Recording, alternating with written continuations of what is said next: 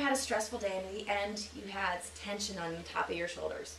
These tight, sore muscles. You all know exactly what I'm talking about. Was that because you were doing overhead presses all day long? Because that's what those muscles do. No. Actually, what we had was a physical response to an emotional stressor. So why is this important? They're just sore muscles, right? Well, that's only one physical response to an emotional stressor. Heart disease is now the #1 killer of both men and women in America. The #1, more than all kinds of cancer combined. And the rest of the world is following very closely in our footsteps. Now, we have an odd number of people in our room, so this is going to be difficult. But normally, I want to split this room right dead center in half. And this half of the room, you're going to die of heart disease. And now the other half of the room, I like you guys. So 2/3 of this side of the room is going to die of cancer. And the other 1/3 is going to die of medical malpractice.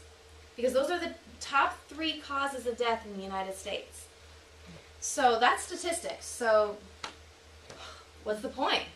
You know, doom and gloom, right? No. Actually, there's a cardiologist that's doing some very different studies out there right now. Instead of how can I cure this cancer with this, drugs or surgery, he was able to determine that you can actually not only 100% prevent heart disease, you can actually reverse it without drugs or surgery.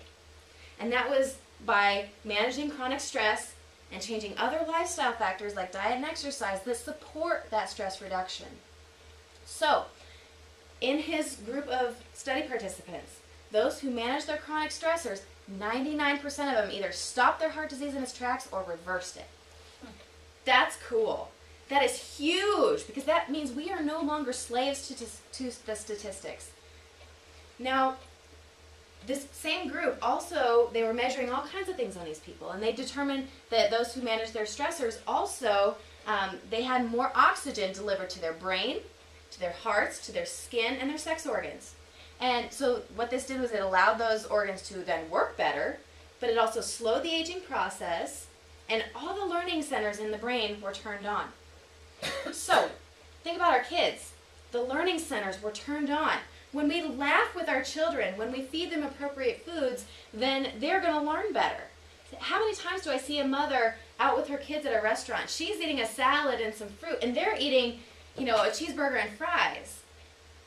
So we have to be doing this with our kids. What about, you all have coworkers and employees and things like that. These people are more productive when they manage their stressors, and they're also going to live longer, so they're going to be with your company longer.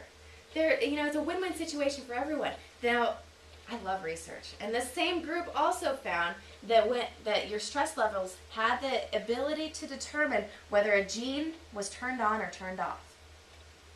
This is huge. This means we are no longer slaves to our genetic makeup. Just because my mother and her mother and her mother and my sister and my aunt all had breast cancer, that does not necessarily mean that I'm going to have it, even if I have the breast cancer gene. Because what I do has the ability to turn it on and turn it off. This is really cool. I'm so excited about this. So as a society, we seek to numb our stressors. We seek to numb our pain. And, what do we do when we're stressed? We eat, we drink, we smoke, gamble, shop, anything to make us feel better. But it's not removing the problem. So the things the society, markets as being really fun and sexy and all these different things are the exact things that are causing us to feel more depressed, more tired, and more lethargic.